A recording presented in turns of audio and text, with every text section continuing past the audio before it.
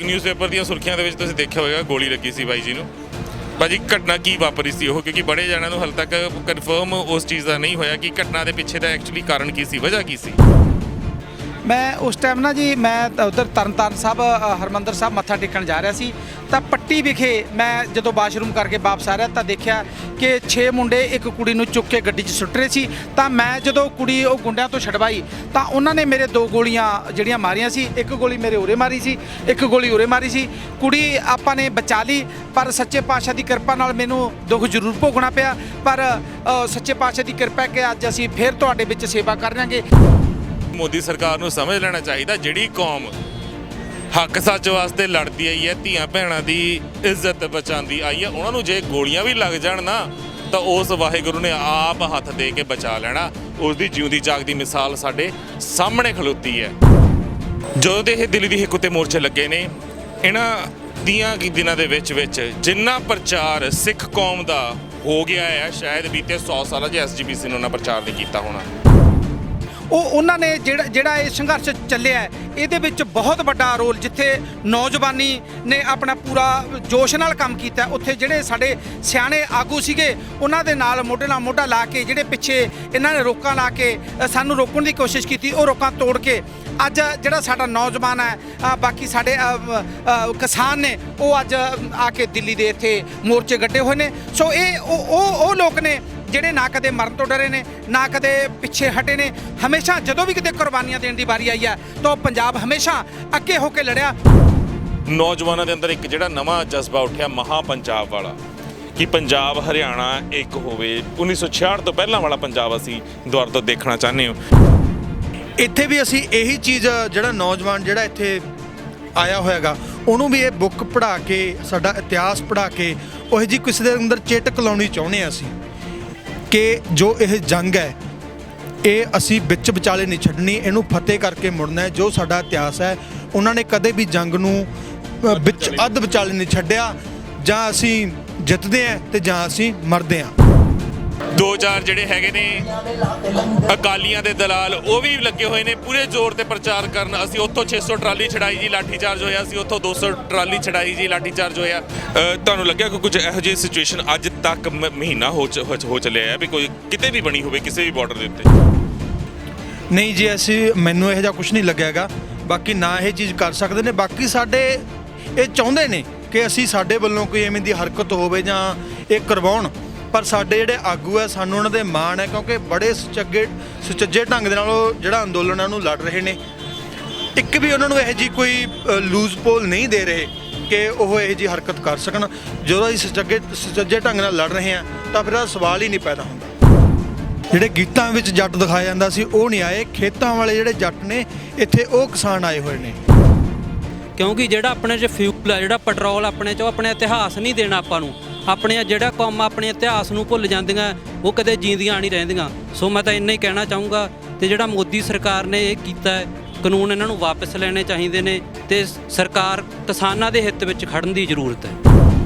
ਮੈਂ ਬਾਤਾ ਲੰਮਾ ਨਹੀਂ ਜਾਣਾ। ਤੁਸੀਂ ਕੱਲ ਪਰਸੋਂ ਦੀ ਗੱਲ ਹੈ ਕਿ ਨਿਊਜ਼ੀਲੈਂਡ 'ਚ ਬੈਠਿਆ ਸੂਰਮਾ ਕਿਤੇ ਮਾਂ ਨੇ ਜੰਮਿਆ ਸੀਗਾ ਜਿਹਨੇ ਆਪਣਾ ਮੁੱਲ ਤਾਰ ਦਿੱਤਾ। ਸੋ ਸਮੇਂ-ਸਮੇਂ ਤੇ ਜਦੋਂ ਵਾਹਿਗੁਰੂ ਦਾ ਮਤਲਬ ਹੁਕਮ ਹੋਇਆ, ਪੈਦਾ ਵੀ ਹੋ ਜਾਣੇ ਆ, ਕਿਸੇ ਨੂੰ ਕਹਿਣ ਦੀ ਲੋੜ ਨਹੀਂ ਪੈਣੀ। ਔਰ ਅਸੀਂ ਸਲਾਮ ਕਰਦੇ ਹਾਂ ਸਾਡੇ ਜਿਹੜੇ ਨੌਜਵਾਨ ਆਗੂ ਅੱਗੇ ਲੱਗੇ ਨੇ ਇਸ ਅੰਦੋਲਨ ਦੇ ਵਿੱਚ, ਉਹਨਾਂ ਨੇ ਬਹੁਤ ਵੱਡਾ ਉਪਰਾਲਾ ਕੀਤਾ, ਵੱਡਾ ਯੋਗਦਾਨ ਹੈ ਉਹਨਾਂ ਦਾ। ਪਰ ਜਿੱਥੇ ਸਾਡੇ ਜਥੇਬੰਦੀਆਂ ਦਾ ਆਗੂ ਸਾਹਿਬਾਨ ਨੇ, ਸਾਡੇ ਬਜ਼ੁਰਗ ਨੇ, ਉਹਨਾਂ ਦੀ ਜਿਹੜੀ ਮਿਹਨਤ ਹੈ ਅਸੀਂ ਉਹਨੂੰ ਵੀ ਅੱਖੋਂ ਓਲੇ ਨਹੀਂ ਕਰ ਸਕਦੇ, ਕਿਉਂਕਿ ਕਹਾਵਤ ਹੈ ਵੀ ਮੁੱਢ ਰਵੇ ਤਾਂ ਪੱਤੇ ਆਉਂਦੇ ਆ, ਇਕੱਲੇ ਪੱਤਿਆਂ ਦੇ ਨਾਲ ਛਾਵਾਂ ਨਹੀਂ ਹੁੰਦੀਆਂ। ਮੈਂ ਮੋਦੀ ਸਾਹਿਬ ਨੂੰ ਇੱਕ ਬੇਨਤੀ ਕਰਨੀ ਚਾਹੁੰਦਾਗਾ ਕਿ ਬੜਾ ਕਿਸੇ ਵੀ ਜਿਹੜੀ ਕੌਮ ਹੈ ਜਾਂ ਲੋਕ ਨੇ ਉਹਨਾਂ ਨਾਲ ਪੰਗਾ ਲੈਣ ਤੋਂ ਪਹਿਲਾਂ ਉਹਨਾਂ ਬਾਰੇ ਜਾਣ ਲੈਣਾ ਜ਼ਰੂਰੀ ਹੁੰਦਾ ਗਾ। ਹੁਣ ਸ਼ਾਇਦ ਤੁਹਾਨੂੰ ਪਤਾ ਲੱਗ ਹੀ ਚੁੱਕ ਗਿਆ ਹੋਊਗਾ ਕਿ ਤੁਹਾਡਾ ਪੇਚਾ ਕਿਹੜੀ ਕੌਮ ਨਾਲ ਪਿਆਗਾ। ਅਸੀਂ ਜਿਹੜਾ ਘੋੜਿਆਂ ਦੀਆਂ ਕਾਠੀਆਂ ਤੇ ਰਾਤਾਂ ਕੱਟਣ ਵਾਲੇ, ਪੱਤੇ ਖਾ ਕੇ ਜੰਗਾਂ ਲੜਨ ਵਾਲੇ ਲੋਕ ਹਾਂ। ਸਾਡਾ ਇੱਕ ਸਿੰਘ ਹੈ ਜਿਹੜਾ ਲੱਖਾਂ ਨਾਲ ਲੜਿਆ ਹੋਇਆਗਾ। ਸਾਡੇ 40 ਸਿੰਘਾਂ ਨੇ ਲੱਖਾਂ ਹਰਾਏ ਹੋਏ ਨੇ। ਜਦੋਂ ਸਾਡਾ ਇਕੱਠ ਹੁੰਦਾ, ਜਦੋਂ ਅਸੀਂ ਅਰਦਾਸਾਂ ਸੋਧ ਕੇ ਤੁਰਦੇ ਹਾਂ ਤਾਂ ਸਾਡੇ ਵਿੱਚ ਸਾਡੇ ਗੁਰੂ ਦਾ ਵਾਸ ਹੁੰਦਾ।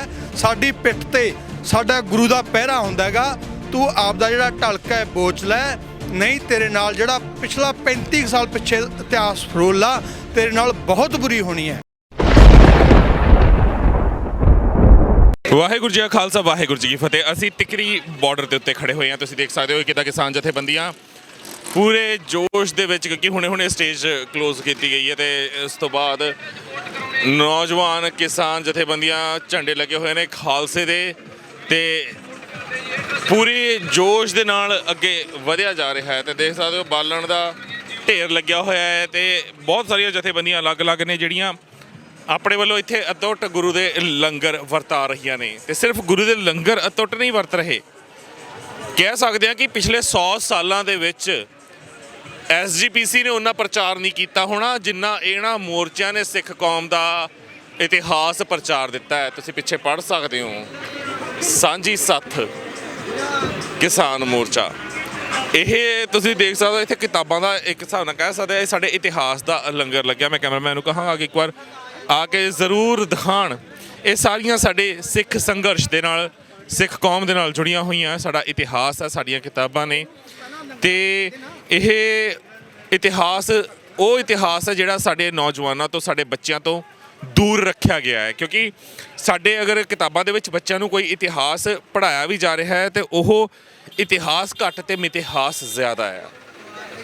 ਤੇ ਉਸ ਮਿਥਿਹਾਸ ਨੂੰ ਪੜ੍ਹ ਕੇ ਸਾਡੇ ਬੱਚੇ ਸਾਡੇ ਇਤਿਹਾਸ ਬਾਰੇ ਤਾਂ ਸ਼ਾਇਦ ਘੱਟ ਜਾਣਦੇ ਨੇ, ਪਰ ਕੂੜ ਮਿਥਿਹਾਸ ਆਪਣੇ ਜ਼ਿਹਨ 'ਚ ਉਤਾਰ ਕੇ ਇਹ ਸ਼ਾਇਦ ਜ਼ਰੂਰ ਸਿੱਖਣਾ ਸ਼ੁਰੂ ਕਰ ਦਿੰਦੇ ਨੇ ਕਿ ਸਾਡੇ ਜਿਹੜਾ ਗੁਰਾਂ ਨੇ ਸਾਡੇ ਵਾਸਤੇ ਸ਼ਹਾਦਤਾਂ ਦਿੱਤੀਆਂ ਉਹਨਾਂ ਨੂੰ ਇਹ ਕਿਉਂ ਚੋਰ ਲਿਖਦੇ ਨੇ।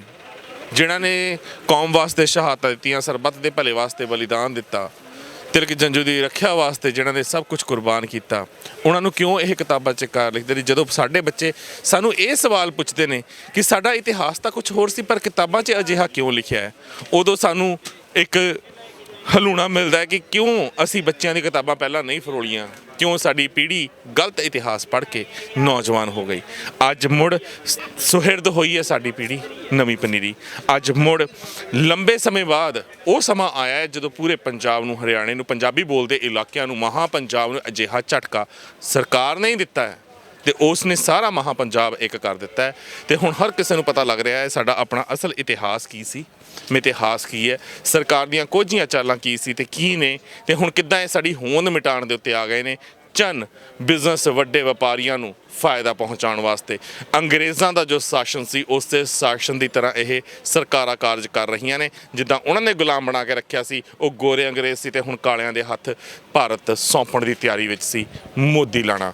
ਪਰ ਅਸੀਂ ਹਰ ਚੀਜ਼ ਤੁਹਾਡੇ ਤੱਕ ਪਹੁੰਚਾ ਰਹੇ ਹਾਂ। ਪਹਿਲਾਂ ਜੋ ਇਸ ਸੱਥ ਨੂੰ ਸਾਂਭ ਰਹੇ ਨੇ ਉਹਨਾਂ ਬਾਰੇ ਜਾਣਦੇ ਹਾਂ ਕਿ ਉਹ ਕੌਣ ਨੇ। ਤੇ ਕਿਉਂਕਿ ਮੈਂ ਬਾਖੂਬ ਜਾਣਦਾ ਹਾਂ ਤੇ ਤੁਹਾਨੂੰ ਗੱਲਬਾਤ ਦੇ ਵਿੱਚ ਅੱਗੇ ਤੁਹਾਨੂੰ ਪਤਾ ਵੀ ਲੱਗੇਗਾ, ਕਿਉਂਕਿ ਧੀਆਂ ਦੇ ਨਾਲ ਜਦੋਂ ਜ਼ਬਰਦਸਤੀ ਹੋਈ ਸੀ ਤੇ ਉਦੋਂ ਗੋਲੀ ਚੱਲੀ ਸੀ ਕਿ ਇਨਸਾਨ ਜ਼ਖਮੀ ਹੁੰਦਾ ਹੈ। ਬਾਕੀ ਕਹਾਣੀ ਕੀ ਸੀ ਉਹ ਤੁਹਾਨੂੰ ਆਪ ਦੱਸਣਗੇ ਜੋ ਇਹ ਸੱਥ ਲਾ ਕੇ ਬੈਠੇ ਨੇ। ਵਾਹਿਗੁਰੂ ਜੀ ਕਾ ਖਾਲਸਾ ਵਾਹਿਗੁਰੂ ਜੀ ਕੀ ਫਤਿਹ। ਧੰਨਵਾਦ ਕਰਦਾ ਜੀ ਮੈਂ ਤੁਹਾਡੇ ਚੈਨਲ ਦਾ। ਤੇ ਇਹ ਜਿਹੜਾ ਉਪਰਾਲਾ ਕੀਤਾ ਗਿਆ ਇਹ ਸਾਡਾ ਵੀਰ ਰੇਸ਼ਮ ਹੈ ਜਿਹੜਾ ਐਮਫਿਲ ਕਰ ਰਿਹਾ ਹੈ ਤੇ ਮਾਨਸਾ ਤੋਂ ਹੈ, ਤਲਵੰਡੀ ਸਾਬੋ ਤੋਂ ਹੈ ਤੇ ਸਾਡਾ ਬਠਿੰਡਾ ਡਿਸਟ੍ਰਿਕਟ ਪੈਂਦਾ ਤੇ ਅਮਨਾ ਬਾਈ ਸਾਡੇ ਰਾਮਨੂਰੀ ਨੇ ਤੇ ਸਾਡਾ ਵੀਰ ਕੁਲਦੀਪ ਹੈ। ਇਹ ਅਸੀਂ ਉਪਰਾਲਾ ਕੀਤਾ। ਅਸੀਂ ਸਿੰਘੂ ਬਾਰਡਰ ਤੇ ਗਏ ਸੀ, ਉੱਥੇ ਜਿਹੜੀ ਸਾਂਝੀ ਸੱਥ ਲੱਗੀ ਹੋਈ ਸੀ ਉਹਨੂੰ ਦੇਖ ਕੇ ਅਸੀਂ ਪਿਛਲੇ 26 ਤਰੀਕ ਤੋਂ ਇੱਥੇ ਬੈਠੇ ਸੀ। ਸਾਡੇ ਮਨ 'ਚ ਸੀ ਕਿ ਅਸੀਂ ਵੀ ਕੁਝ ਇੱਥੇ ਜਿਹੜੇ ਆਏ ਹੋਇਆ ਕਿਸਾਨ ਆਏ ਹੋਇਆ ਜਾਂ ਨੌਜਵਾਨ ਆਏ ਹੋਏ ਨੇ ਵੀ ਉਹਨਾਂ ਨੂੰ ਕਿਸੇ ਚੰਗੇ ਬੰਨੇ ਲਾ ਸਕੀਏ, ਕਿਉਂਕਿ ਇੱਥੇ ਰੇਂਜ ਨਹੀਂ ਆ ਰਹੀ। ਜੇ ਰੇਂਜ ਆਉਂਦੀ ਹੁੰਦੀ ਤਾਂ ਹਰ ਇੱਕ ਬੰਦੇ ਨੇ ਮੋਬਾਈਲ ਤੇ ਉਹ ਕਰਨਾ ਸੀ। ਸੋ ਉਹਨੂੰ ਅਸੀਂ ਦੇਖਦੇ ਹੋਏ ਅਸੀਂ ਅਖਬਾਰ ਵੀ ਲੈ ਕੇ ਆਉਣਾ, ਨਿਊਜ਼ਪੇਪਰ ਇੰਗਲਿਸ਼ ਵੀ ਹੈ, ਹਿੰਦੀ ਵੀ ਹੈ, ਪੰਜਾਬੀ ਵੀ ਆ। ਉਹਦੇ ਨਾਲ ਸਾਡੀਆਂ ਇਤਿਹਾਸਿਕ ਜਿਹੜਾ ਸਾਨੂੰ ਪੜ੍ਹਨਾ ਬਹੁਤ ਜ਼ਰੂਰੀ ਹੈ।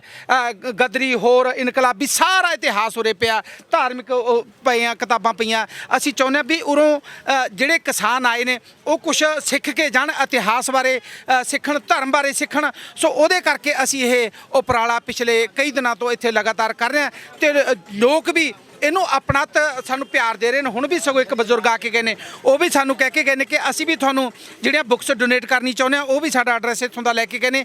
ਸੋ ਇਹ ਸਾਡਾ ਆਪਦਾ ਨਹੀਂ ਹੈ, ਇਹ ਸਾਰੇ ਜਿਹੜੇ ਉਰੇ ਵੀਰ ਆਏ ਹੋਏ ਨੇ ਉਹਨਾਂ ਦੀ ਜਿਹੜੀ ਮਦਦ ਨਾਲ ਇਹ ਚੱਲ ਰਿਹਾ। ਅਸੀਂ ਕੋਈ ਪੈਸਾ ਨਹੀਂ ਕਿਸੇ ਤੋਂ ਲੈਂਦੇ। ਅਸੀਂ ਚਾਹੁੰਦੇ ਹਾਂ ਜਿਹਨੇ ਕੋਈ ਡੋਨੇਟ ਕਰਨਾ ਉਹ ਸਾਨੂੰ ਬੁੱਕਸ ਹੀ ਡੋਨੇਟ ਕਰੇ।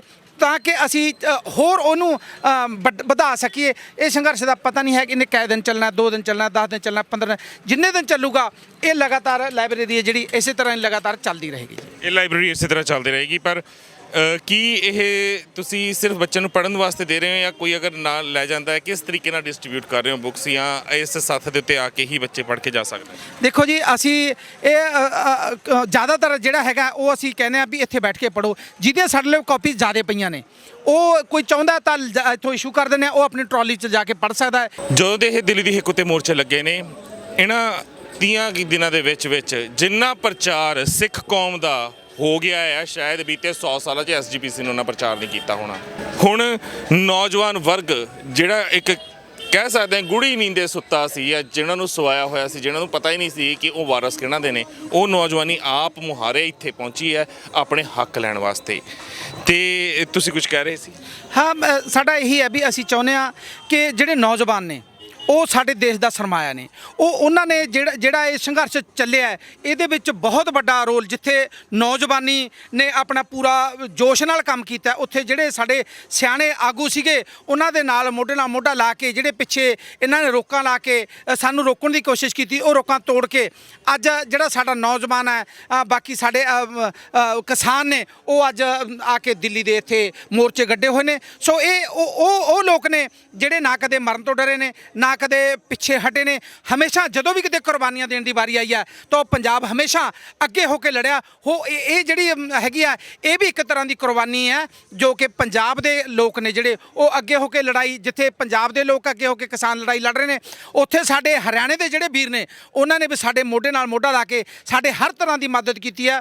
ਸਾਨੂੰ ਕਿਸੇ ਵੀ ਕਿਸਮ ਦੀ ਉਰੇ ਕੋਈ ਤੋਟ ਨਹੀਂ ਆਉਣ ਦਿੱਤੀ। ਇੱਥੇ ਜਿਹੜੇ ਕਿ ਛੋਟੀਆਂ ਛੋਟੀਆਂ ਚੀਜ਼ਾਂ ਨੂੰ ਅਸੀਂ ਤਰਸਦੇ ਹੁੰਦੇ ਸੀ, ਉਰੇ ਪਾਣੀ ਦੀ ਕੋਈ ਕਮੀ ਨਹੀਂ, ਕੋਈ ਦੁੱਧ ਦੀ ਕਮੀ ਨਹੀਂ, ਕੋਈ ਦਹੀਂ ਦੀ ਕਮੀ ਨਹੀਂ, ਕੋਈ ਲੰਗਰਾਂ ਦੀ ਕੋਈ ਕਮੀ ਨਹੀਂ।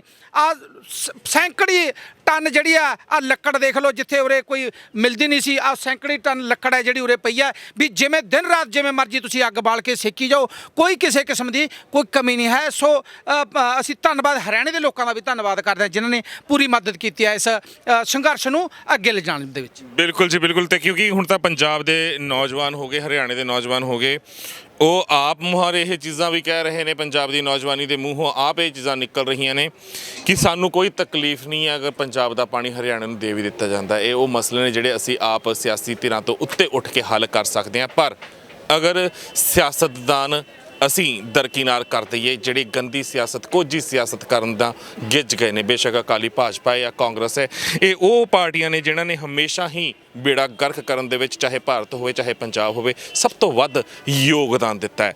ਤੁਸੀਂ ਕੀ ਕਹੋਗੇ ਕਿ ਇਹ ਜਿਹੜਾ ਸੰਘਰਸ਼ ਹੈ, ਨੌਜਵਾਨਾਂ ਦੇ ਅੰਦਰ ਇੱਕ ਜਿਹੜਾ ਨਵਾਂ ਜਜ਼ਬਾ ਉੱਠਿਆ ਮਹਾਂ ਪੰਜਾਬ ਵਾਲਾ, ਕਿ ਪੰਜਾਬ ਹਰਿਆਣਾ ਇੱਕ ਹੋਵੇ, 1966 ਤੋਂ ਪਹਿਲਾਂ ਵਾਲਾ ਪੰਜਾਬ ਅਸੀਂ ਦੁਬਾਰਾ ਤੋਂ ਦੇਖਣਾ ਚਾਹੁੰਦੇ ਹੋ, ਕੀ ਸੋਚਦੇ ਹੋ ਇਸ ਜਜ਼ਬੇ ਦੇ?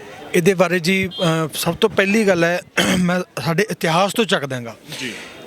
ਜੋ ਅੱਜ ਦਾ ਨੌਜਵਾਨ ਸੀ, ਅੱਜ ਤੋਂ ਥੋੜਾ ਟਾਈਮ ਪਹਿਲਾਂ ਪਿੱਛੇ ਗੱਲ ਲੈ ਕੇ ਚੱਲ ਗਏ ਤਾਂ ਆਮ ਗੱਲ ਚੱਲਦੀ ਸੀ ਕਿ ਜਿਹੜੇ ਨੌਜਵਾਨ ਨੇ ਇਹ ਜਿਹੜਾ ਸਿੰਗਰ ਜਿੱਧਰ ਨੂੰ ਲੈ ਕੇ ਜਾ ਰਹੇ ਨੇ ਉਧਰ ਨੂੰ ਜਾ ਰਹੇ ਨੇ।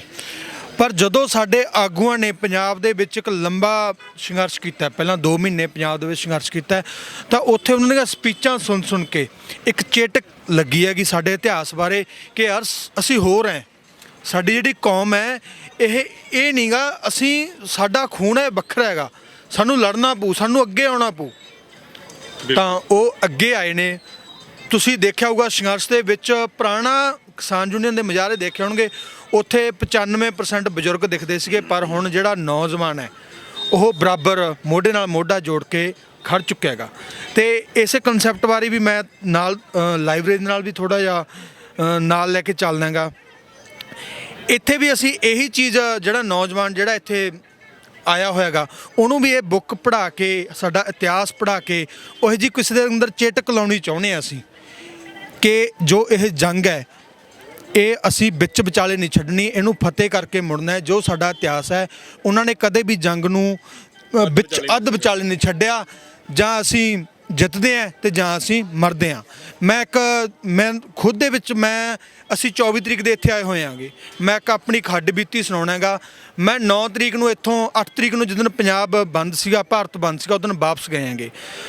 ਵਾਪਸ ਜਾਂਦੇ ਅਸੀਂ ਰਾਹ ਦੇ ਵਿੱਚ ਰਸਤੇ ਵਿੱਚ ਡਾਕਟਰ ਉਦੋਕਾ ਦਾ ਵੱਡਾ ਘੱਲੂਘਾਰਾ ਜਾਂ ਜਦੋਂ ਸਿੰਘਾਂ ਨੇ ਅਬਦਾਲੀ ਘੇਰਿਆ ਉਹ ਅਸੀਂ ਪੂਰਾ ਸੁਣਿਆ।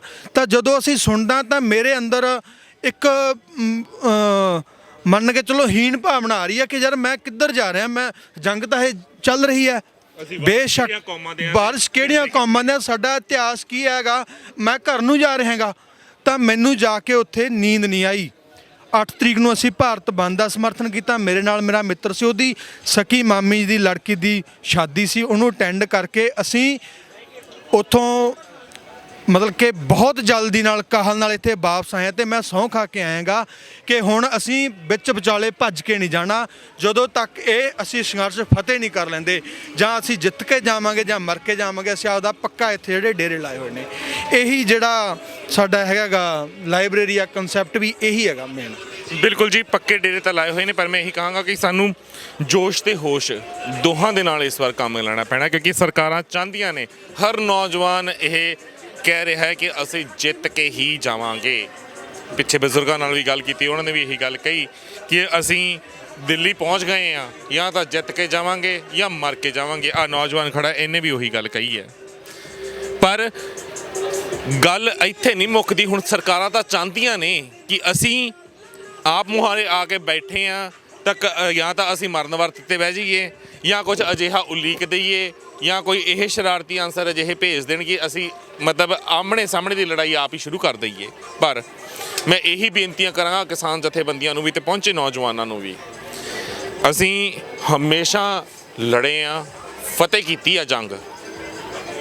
ਜਦੋਂ ਸੋਚਿਆ ਸੀ ਨਾ ਕਿ ਸਾਰੀ ਸਿੱਖ ਕੌਮ ਖਤਮ ਹੋ ਗਈ ਆ, ਉਦੋਂ ਵੀ ਗਰਜਾ ਸਿੰਘ ਤੇ ਬੋਤਾ ਸਿੰਘ ਚੁੰਗੀ ਲਾ ਕੇ ਬਹਿ ਗਏ ਸੀ, ਤੇ ਚੁੰਗੀ ਟੱਪਣ ਦੀ ਉਦੋਂ ਵੀ ਹਿੰਮਤ ਨਹੀਂ ਸੀ ਕਿਸੇ ਦੇ ਵਿੱਚ।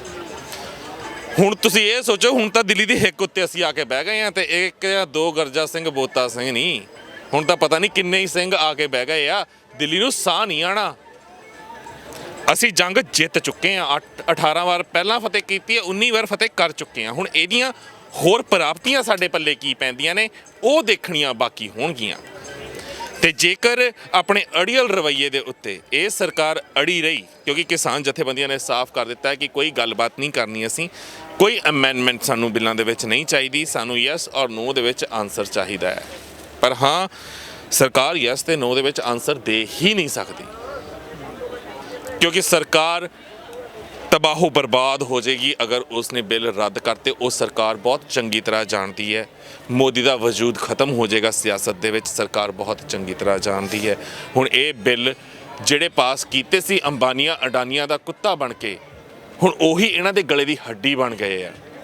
ਹੁਣ ਦੇਖਣਾ ਇਹ ਹੋਵੇਗਾ ਕਿ ਇਹ ਹੱਡੀ ਕੱਢਦੇ ਕਿਹੜੇ ਪਾਸਿਓਂ ਨੇ, ਕਿਉਂਕਿ ਹੱਡੀ ਫਸਾਈ ਇਹਨਾਂ ਨੇ ਆਪ ਹੈ, ਤੇ ਉਸ ਹੱਡੀ ਉੱਤੇ ਜਿਹੜਾ ਪੈਰ ਧਰਿਆ ਆ ਕਿਸਾਨਾਂ ਨੇ, ਨੌਜਵਾਨਾਂ ਨੇ ਧਰਿਆ ਹੈ। ਤੇ ਹੁਣ ਦਿੱਲੀ ਤੜਪਦੀ ਪਈ ਆ, ਤੇ ਕੋਸ਼ਿਸ਼ਾਂ ਜਾਰੀ ਹੋਣਗੀਆਂ। ਬਹੁਤ ਸਾਰੇ ਦਲਾਲ ਆਣਗੇ ਜਿਹੜੇ ਕਹਿਣਗੇ ਕਿ ਮਾਰਕੁੱਟ ਹੋ ਸਕਦੀ ਹੈ, ਲਾਠੀ ਚਾਰਜ ਹੋ ਸਕਦਾ, ਡਰਾਇਆ ਜਾ ਸਕਦਾ, ਤੁਹਾਨੂੰ ਧਮਕਾਇਆ ਜਾ ਸਕਦਾ ਮਾਪੇ, ਤਾਂ ਕਿ ਪੰਜਾਬ ਦੇ ਵਿੱਚ ਬੈਠੇ ਹੋਏ ਆਪਣੇ ਬੱਚੇ ਨਾ ਭੇਜਣ ਨਾ ਮੋਰਚਿਆਂ 'ਚ। ਜੋ ਹੋ ਰਿਹਾ ਹੈ, ਜੋ ਨੈਸ਼ਨਲ ਮੀਡੀਆ ਦੇ ਵਿੱਚ ਪ੍ਰਚਾਰਿਆ ਜਾ ਰਿਹਾ ਹੈ, 2-4 ਜਿਹੜੇ ਹੈਗੇ ਨੇ ਅਕਾਲੀਆਂ ਦੇ ਦਲਾਲ, ਉਹ ਵੀ ਲੱਗੇ ਹੋਏ ਨੇ ਪੂਰੇ ਜ਼ੋਰ ਤੇ ਪ੍ਰਚਾਰ ਕਰਨ। ਅਸੀਂ ਉੱਥੋਂ 600 ਟਰਾਲੀ ਛੜਾਈ ਜੀ, ਲਾਠੀ ਚਾਰਜ ਹੋਇਆ ਸੀ, ਉੱਥੋਂ 200 ਟਰਾਲੀ ਛੜਾਈ ਜੀ, ਲਾਠੀ ਚਾਰਜ ਹੋਇਆ। ਤੁਹਾਨੂੰ ਲੱਗਿਆ ਕਿ ਕੁਝ ਇਹੋ ਜਿਹੀ ਸਿਚੁਏਸ਼ਨ ਅੱਜ ਤੱਕ ਮਹੀਨਾ ਹੋ ਚੱਲਿਆ ਹੈ ਵੀ ਕੋਈ ਕਿਤੇ ਵੀ ਬਣੀ ਹੋਵੇ ਕਿਸੇ ਵੀ ਬਾਰਡਰ ਦੇ ਉੱਤੇ? ਨਹੀਂ ਜੀ, ਮੈਨੂੰ ਇਹੋ ਜਿਹਾ ਕੁਝ ਨਹੀਂ ਲੱਗਿਆਗਾ। ਬਾਕੀ ਨਾ ਇਹ ਚੀਜ਼ ਕਰ ਸਕਦੇ ਨੇ, ਬਾਕੀ ਸਾਡੇ ਇਹ ਚਾਹੁੰਦੇ ਨੇ ਕਿ ਅਸੀਂ ਸਾਡੇ ਵੱਲੋਂ ਕੋਈ ਐਵੇਂ ਦੀ ਹਰਕਤ ਹੋਵੇ ਜਾਂ ਇਹ ਕਰਵਾਉਣ, ਪਰ ਸਾਡੇ ਜਿਹੜੇ ਆਗੂ ਹੈ ਸਾਨੂੰ ਉਹਨਾਂ ਦੇ ਮਾਣ ਹੈ, ਕਿਉਂਕਿ ਬੜੇ ਸੁਚੱਜੇ ਢੰਗ ਦੇ ਨਾਲ ਉਹ ਜਿਹੜਾ ਅੰਦੋਲਨਾਂ ਨੂੰ ਲੜ ਰਹੇ ਨੇ। ਇੱਕ ਵੀ ਉਹਨਾਂ ਨੂੰ ਇਹੋ ਜਿਹੀ ਕੋਈ ਲੂਜ਼ ਪੋਲ ਨਹੀਂ ਦੇ ਰਹੇ ਕਿ ਉਹ ਇਹੋ ਜਿਹੀ ਹਰਕਤ ਕਰ ਸਕਣ। ਜਦੋਂ ਅਸੀਂ ਸੁਚੱਜੇ ਢੰਗ ਨਾਲ ਲੜ ਰਹੇ ਹਾਂ ਤਾਂ ਫਿਰ ਇਹਦਾ ਸਵਾਲ ਹੀ ਨਹੀਂ ਪੈਦਾ ਹੁੰਦਾ। ਬਿਲਕੁਲ ਜੀ, ਸਵਾਲ ਹੀ ਨਹੀਂ ਪੈਦਾ ਹੁੰਦਾ, ਕਿਉਂਕਿ ਇਸ ਵਾਰ ਪੰਜਾਬ ਦੀ ਨੌਜਵਾਨੀ ਹੋ ਗਈ, ਚਾਹੇ ਕਿਸਾਨੀ ਹੋ ਗਏ, ਚਾਹੇ ਮਜ਼ਦੂਰ ਹੋ ਗਏ, ਉਹ ਇਹ ਸੋਚ ਕੇ ਆਏ ਨੇ ਕਿ ਹੁਣ ਇਹਨਾਂ ਦੇ ਕਿਸੇ ਵੀ ਘਟੀਆ ਚਾਲ ਦੇ ਵਿੱਚ ਅਸੀਂ ਨਹੀਂ ਫਸਣਾ, ਕਿਉਂਕਿ ਗੰਦੀ ਤੋਂ ਗੰਦੀ ਹਰਕਤ ਇਹ ਕਰਕੇ ਦੇਖ ਚੁੱਕੇ ਨੇ। ਸਿੰਘੂ ਬਾਰਡਰ ਦੇ ਉੱਤੇ, ਕੁੰਡਲੀ ਬਾਰਡਰ ਦੇ ਉੱਤੇ ਕੁੜੀਆਂ ਤੱਕ ਇਹਨਾਂ ਨੇ ਭੇਜ ਦਿੱਤੀਆਂ, ਕੁੜੀਆਂ ਦੇ ਹੱਥ ਤੇ ਬੀਅਰ ਦੀਆਂ ਬੋਟਲਸ ਤੱਕ ਫੜੀਆਂ ਹੋਈਆਂ ਸੀ, ਉਹ ਵੀ ਤੁਹਾਨੂੰ ਵੀਡੀਓਜ਼ ਅਸੀਂ ਨਸ਼ਰ ਕੀਤੀਆਂ ਨੇ, ਤੁਸੀਂ ਦੇਖੀਆਂ ਨੇ ਕਿ ਕਿਸ ਤਰੀਕੇ ਨਾਲ ਕਿਸਾਨ ਆਗੂਆਂ ਨੇ ਹੀ ਬੜੀ ਸਮਝਦਾਰੀ ਦੇ ਨਾਲ ਉਹ ਕੁੜੀਆਂ ਨੂੰ ਇੱਕ ਪਾਸੇ ਕੀਤਾ ਤੇ ਵਾਪਸ ਘਰਾਂ ਦੇ ਵਿੱਚ ਭੇਜਿਆ। ਅਸੀਂ ਫੇਸ ਤਾਂ ਹਾਈਡ ਕੀਤੇ ਸੀ ਕਿਉਂਕਿ ਉਹ ਵੀ ਕਿਸੇ ਦੀਆਂ ਧੀਆਂ ਨੇ, ਉਹ ਵੀ ਕਿਸੇ ਦੀਆਂ ਭੈਣਾਂ ਨੇ, ਚਾਹੇ 4 ਪੈਸਿਆਂ ਵਾਸਤੇ ਆਪਣਾ ਜ਼ਮੀਰ ਵੇਚ ਕੇ ਉਹ ਆਈਆਂ ਹੋਣ। ਅਸੀਂ ਉਸ ਹੱਦ ਤੱਕ ਨਹੀਂ ਗਿਰ ਸਕਦੇ ਜਿਸ ਹੱਦ ਤੱਕ ਇਹ ਲਾਣਾ ਗਿਰ ਸਕਦਾ ਹੈ, ਕਿਉਂਕਿ ਸਾਡੇ ਗੁਰਾਂ ਨੇ ਦੂਜਿਆਂ ਵਾਸਤੇ ਬਲੀਦਾਨ ਦੇਣਾ ਸਾਨੂੰ ਸਿਖਾਇਆ ਹੈ। ਸਰਬੱਤ ਦੇ ਭਲੇ ਦੀ ਅਰਦਾਸ ਹਰ ਅਰਦਾਸ ਵਿੱਚ ਸਾਨੂੰ ਕਰਨੀ ਸਿਖਾਈ ਹੈ। ਪਰ ਜੇ ਕੋਈ ਸਾਡੀ ਹਿੱਕ ਤੇ ਪੈਰ ਰੱਖ ਕੇ ਆਪਣਾ ਰਾਜ ਭਾਗ ਭੋਗਣ ਦੀ ਕੋਸ਼ਿਸ਼ ਕਰੇਗਾ ਤੇ ਸਾਡੇ ਗੁਰਾਂ ਨੇ ਸਾਨੂੰ ਇੱਕ ਹੋਰ ਸਿਧਾਂਤ ਦਿੱਤਾ ਹੈ, ਦੇਗ ਤੇ ਤੇਗ ਦਾ। ਜੇ ਪਿਆਰ ਨਾਲ ਆਉਂਦੇ ਹੋ, ਸਤਿਕਾਰ ਨਾਲ ਆਉਂਦੇ ਹੋ, ਸਵਾਗਤ ਤੁਹਾਡਾ ਦੇਗ ਨਾਲ ਕੀਤਾ ਜਾਵੇਗਾ। ਹੰਕਾਰ ਨਾਲ ਆਉਂਦੇ ਹੋ, ਆਕੜ ਨਾਲ ਆਉਂਦੇ ਹੋ ਤਾਂ ਸਵਾਗਤ ਤੁਹਾਡਾ ਫਿਰ ਤੇਗ ਨਾਲ ਕੀਤਾ ਜਾਵੇਗਾ। ਹੁਣ ਇਹ ਮੋਦੀ ਸਰਕਾਰ ਨੇ ਡਿਸਾਈਡ ਕਰਨਾ ਹੈ ਕਿ ਅਸੀਂ ਸਵਾਗਤ ਤੁਹਾਡਾ ਕਿੱਦਾਂ ਕਰੀਏ। ਤੁਸੀਂ ਕੁਝ ਕਹਿਣਾ ਚਾਹੁੰਦੇ ਹੋ ਵੀਰ? ਅਸੀਂ ਕਹਿਣਾ ਚਾਹੁੰਦੇ ਹਾਂ ਵੀ ਜਿਹੜੇ ਵੀ ਜਥੇਬੰਦੀਆਂ ਦੇ ਵਿੱਚ ਅੰਦਰ ਹੈ ਨੇ ਮੌਜੂਦ, ਉਹਨਾਂ ਦੇ ਹੁਕਮ ਨਾਲ ਚੱਲਣ ਤੇ ਹੁਕਮ ਨਾਲ ਹੀ ਅੱਗੇ ਵਧਣ ਤੇ ਕੋਈ ਵੀ ਰਾਤ ਨੂੰ ਸ਼ੋਰ ਸ਼ਰਾਬਾ ਨਾ ਕਰਨ। ਜਿਵੇਂ ਹੁਣ ਡੀਜੇ ਵੱਜਦੇ ਨੇ, ਮੈਂ ਵੀਰਾਂ ਨੂੰ ਕਹਿ ਰਿਹਾ, ਬੇਨਤੀ ਹੈ ਵੀ ਨਾ ਇਹ ਸ਼ਰਾਬਾ ਕਰਿਓ। ਇਹ ਸਿੱਧੀ ਦਿਹਾੜਾ ਚੱਲ ਰਿਹਾ ਗੁਰੂ ਮਹਾਰਾਜ ਜੀ ਦਾ, ਤੇ ਵੱਧ ਤੋਂ ਵੱਧ ਸ਼ਾਂਤ ਨਾਲ ਪਿਆਰ ਨਾਲ ਰਹੋ। ਹਰਿਆਣਾ, ਪੰਜਾਬ, ਰਾਜਸਥਾਨ, ਯੂਪੀ ਸਾਰੇ ਅਸੀਂ ਪਿਆਰ ਭਾਈ ਨਾਲ ਰਹਿ ਰਹੇ ਹਾਂ, ਪਿਆਰ ਨਾਲ ਸਾਰੇ ਸੂਬੇ ਰਹਿ ਰਹੇ ਹਾਂ। ਮੈਂ ਇਹਨਾਂ ਨੂੰ ਵੀ ਵੱਧ ਤੋਂ ਵੱਧ ਕਹਿਣਾ ਵੀ ਤੁਸੀਂ ਵੀ ਸਾਡੇ ਨਾਲ ਪਿਆਰ ਨਾਲ ਰਿਹਾ ਕਰੋ, ਇਹ ਡੈਕ ਡੁੱਕ ਬੰਦ ਕਰੋ ਵੀਰ ਜੀ, ਵੱਧ ਤੋਂ ਵੱਧ ਤੁਸੀਂ। ਬਿਲਕੁਲ ਜੀ ਬਿਲਕੁਲ, ਉਹਦੇ ਵਾਸਤੇ ਵੀ ਅਵੇਅਰਨੈਸ ਦੀ ਲੋੜ ਹੈ, ਕਿਉਂਕਿ ਸਾਡੇ ਪੰਜਾਬ ਤੋਂ ਜਿੰਨੀ ਵੀ ਨੌਜਵਾਨੀ ਹੈ ਉਹਨਾਂ ਵਿੱਚੋਂ ਕੋਈ ਵੀ ਨਹੀਂ ਹੈ ਜਿਹੜੇ ਡੈਕ ਵਜਾ ਕੇ ਭੰਗੜੇ ਪਾਵੇ ਜਾਂ ਨੱਚ ਰਿਹਾ ਹੋਵੇ। ਇਹ ਹਰਿਆਣੇ ਦੇ ਨੌਜਵਾਨ ਨੇ ਜਿਨ੍ਹਾਂ ਨੂੰ ਹਲੇ ਸੋਝੀ ਨਹੀਂ ਹੈ, ਕਿਉਂਕਿ ਅਸੀਂ ਤੁਹਾਨੂੰ ਦਿਖਾਇਆ ਕਿ ਹਰਿਆਣੇ ਦੇ ਲੋਕ ਆਪ ਪਹਿਲੀ ਵਾਰ ਕਹਿੰਦੇ ਹੋਏ ਨਜ਼ਰ ਆਏ ਨੇ ਸਾਨੂੰ ਸੜਕਾਂ ਉੱਤੇ ਕਿ ਪੰਜਾਬੀ ਆ ਹੁੰਦੇ ਨੇ। ਅਸੀਂ ਪੰਜਾਬੀ ਤਾਂ ਕਦੀ ਦੇਖੇ ਹੀ ਨਹੀਂ ਸੀ, ਅਸੀਂ ਤਾਂ ਪਹਿਲੀ ਵਾਰ ਦੇਖੇ ਨੇ ਪਿੰਡਾਂ ਦੇ ਅਸਲ ਪੰਜਾਬੀ ਹੁੰਦੇ ਕੌਣ ਨੇ। ਵੀ ਜਿਨ੍ਹਾਂ ਨੇ ਸੜਕਾਂ ਉੱਤੇ ਟਰਾਲੀਆਂ ਖੜੀਆਂ ਕਰਕੇ ਡੇਰੇ ਲਾ ਲਿਆ, ਅਸੀਂ ਨਹੀਂ ਚਾਹੁੰਦੇ ਵਾਪਸ ਜਾਣ, ਇਹ ਇੱਥੇ ਹੀ ਰਹਿਣ। ਜਿਹੜੀਆਂ ਬੱਚੀਆਂ 9 ਵਜੇ ਤੋਂ ਬਾਅਦ ਹਰਿਆਣੇ ਤੇ ਘਰਾਂ ਚੋਂ ਬਾਹਰ ਨਿਕਲਦੀਆਂ ਡਰਦੀਆਂ ਸੀਗੀਆਂ, ਅੱਜ ਉਹ ਬੱਚੀਆਂ ਟਰਾਲੀਆਂ ਦੇ ਵਿੱਚ ਰਾਤ ਨੂੰ 11 ਵਜੇ ਤੱਕ ਨਿਡਰ ਹੋ ਕੇ ਘੁੰਮਦੀਆਂ ਨੇ ਕਿ ਸਾਡੇ ਇਲਾਕੇ ਵਿੱਚ ਸਰਦਾਰ ਆ ਗਏ ਨੇ, ਹੁਣ ਸਾਨੂੰ ਡਰ ਨਹੀਂ ਕਿਸੇ ਚੀਜ਼ ਦਾ। ਗੀਤਾਂ ਵਾਲੇ ਜੱਟ ਨਹੀਂ ਆਏ ਜੀ, ਅਸਲ ਖੇਤਾਂ ਵਾਲੇ ਜੱਟ ਆਏ ਨੇ। ਹੁਣ ਇਹ ਜਿਹੜੇ ਗੀਤਾਂ ਵਿੱਚ ਜੱਟ ਦਿਖਾਇਆ ਜਾਂਦਾ ਸੀ ਉਹ ਨਹੀਂ ਆਏ, ਖੇਤਾਂ ਵਾਲੇ ਜਿਹੜੇ ਜੱਟ ਨੇ ਇੱਥੇ ਉਹ ਕਿਸਾਨ ਆਏ ਹੋਏ ਨੇ।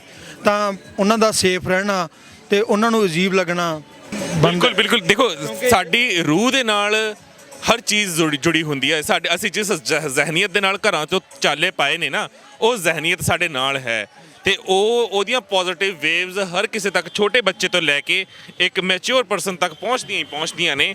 ਤੇ ਹੁਣ ਮੈਂ ਇਹ ਚਾਹਾਂਗਾ ਕਿ ਹੁਣ ਮੋਦੀ ਸਰਕਾਰ ਜਿਸ ਰਵੱਈਏ ਦੇ ਉੱਤੇ ਹੈ ਤੇ ਕਿਸਾਨ ਜਥੇਬੰਦੀਆਂ ਜਿਸ ਤਰੀਕੇ ਨਾਲ ਕਾਰਜ ਕਰ ਰਹੀਆਂ ਨੇ, ਤੁਹਾਨੂੰ ਕੀ ਲੱਗਦਾ ਕਿ ਕੁੰਡੀ ਤਾਂ ਫਸੀ ਹੋਈ ਹੈ, ਸਿੰਘ ਫਸੇ ਹੋਏ ਨੇ, ਤੁਹਾਨੂੰ ਕੀ ਲੱਗਦਾ ਕਿ ਇਹਦਾ ਅੰਤ ਨੇੜੇ ਆ ਕਿ ਲੰਬਾ ਚੱਲਣ ਵਾਲਾ ਹੈ?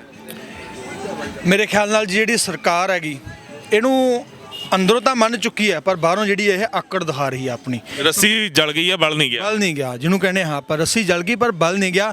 ਕਿਉਂਕਿ ਇਹਨਾਂ ਨੇ ਜਿੰਨੇ ਵੀ ਇਹੋ ਜਿਹੇ ਹਿਟਲਰ ਜਿਹੜੇ ਥੋਪੇ ਗਏ ਸਾਡੇ ਦੇ ਕਾਨੂੰਨ, ਚਾਹੇ ਉਹ 370 ਵਾਲਾ ਹੋਵੇ, ਚਾਹੇ ਕਿਸੇ ਵੀ ਕਾਨੂੰਨ ਸੀਗੇ, GST ਸੀਗੀ, ਨੋਟਬੰਦੀ ਸੀਗੀ, ਇਹਨਾਂ ਨੇ ਕਦੇ ਵਾਪਸ ਮੁੜ ਕੇ ਨਹੀਂ ਦੇਖਿਆ ਸੀਗਾ। ਪਰ ਹੁਣ ਇਹਨਾਂ ਨੂੰ ਉਹਨੂੰ ਸਿੱਖਣਾ ਪੈਣਾ ਹੈਗਾ ਕਿ ਜਦੋਂ ਬਰਾਬਰ ਦਾ ਟੱਕਰ ਜਾਂਦਾ ਹੈਗਾ ਨਾ, ਫਿਰ ਆਪਾਂ ਨੂੰ ਫਿਰ ਆਪਾਂ ਬੋਚ ਲੈਣਾ ਚਾਹੀਦਾ, ਢਲਕ ਜਿਹੜੀ ਇਹ ਬੋਚ ਲੈਣੀ ਚਾਹੀਦੀ ਹੈ। ਇਹ ਉਹ ਬਲ ਸਿੱਖ ਰਹੇ ਨੇ ਬਸ ਹੁਣ। ਇਹ ਬਲ ਸਿੱਖ ਰਹੇ ਨੇ, ਪਰ ਇਹ ਬਲ ਇਹਨਾਂ ਨੂੰ ਆਉਣਾ ਨਹੀਂ, ਕਿਉਂਕਿ ਜਦੋਂ ਇੰਡੀਆ ਪਾਕਿਸਤਾਨ ਦੀ ਵੰਡ ਹੋਈ ਸੀ, ਜੋ ਨਹੀਂ ਸੀ ਹੋਣੀ ਚਾਹੁੰਦੀ, ਅਗਰ ਨਹੀਂ ਸੀ ਹੋਣੀ ਚਾਹੀਦੀ, ਅਗਰ ਚਾਹੁੰਦਾ ਗਾਂਧੀ ਨਹਿਰੂ ਤਾਂ ਨਹੀਂ ਹੋ ਸਕਦੀ ਸੀ। ਪਰ ਜਿੰਨਾ ਪਾਕਿਸਤਾਨ ਲੈ ਕੇ ਜਾਂਦਾ ਹੋਇਆ ਇੱਕ ਗੱਲ ਕਹਿ ਕੇ ਗਿਆ ਸੀ ਸਾਡੇ ਆਗੂਆਂ ਨੂੰ, ਮਾਸਟਰ ਤਾਰਾ ਸਿੰਘ ਜੀ ਨੂੰ, ਕਿ ਤੁਸੀਂ ਇਹਨਾਂ ਨੂੰ ਗੁਲਾਮ ਵੇਖਿਆ ਹੈ, ਤੁਸੀਂ ਇਹਨਾਂ ਨੂੰ ਰਾਜ ਭਾਗ ਭੋਗਦਿਆਂ ਨਹੀਂ ਦੇਖਿਆ।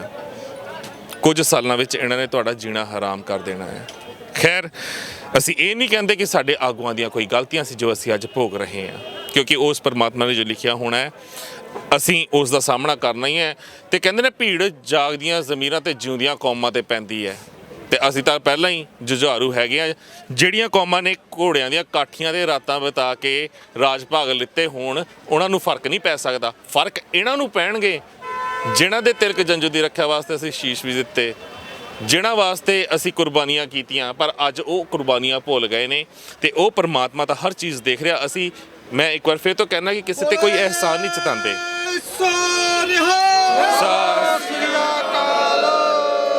ਮੈਂ ਇੱਕ ਚੀਜ਼ ਹੋਰ ਕਲੀਅਰ ਕਰਦਾ, ਅਸੀਂ ਕਿਸੇ ਤੇ ਕੋਈ ਅਹਿਸਾਨ ਨਹੀਂ ਜਤਾਉਂਦੇ, ਸਾਡੀ ਕੋਈ ਔਕਾਤ ਨਹੀਂ ਹੈ ਜਤਾਉਣ ਦੀ ਅਹਿਸਾਨ, ਕਿਉਂਕਿ ਸਾਡੇ ਗੁਰਾਂ ਨੇ ਅਗਰ ਸ਼ਹਾਦਤਾਂ ਦਿੱਤੀਆਂ, ਅਸੀਂ ਉਸ ਚੀਜ਼ ਨੂੰ ਤੁਹਾਡੇ ਸਾਹਮਣੇ ਸਿਰਫ ਇਸ ਕਰਕੇ ਰੱਖਦੇ ਹਾਂ ਕਿ ਤੁਹਾਨੂੰ ਵੀ ਇੱਕ ਹਲੂਣਾ ਲੱਗੇ ਜਿੱਦਾਂ ਆ ਪੂਰੇ ਪੰਜਾਬ ਨੂੰ, ਪੰਜਾਬੀ ਬੋਲਦੇ ਇਲਾਕੇ ਨੂੰ ਹਲੂਣਾ ਲੱਗਿਆ ਬਸ ਦਿੱਲੀ ਦੀ ਹਿੱਕ ਉੱਤੇ ਆ ਕੇ ਬੈਠੇ ਆ, ਕਿ ਤੁਸੀਂ ਉਸ ਵੇਲੇ ਕੀ ਵਾਅਦਾ ਕੀਤਾ ਸੀ?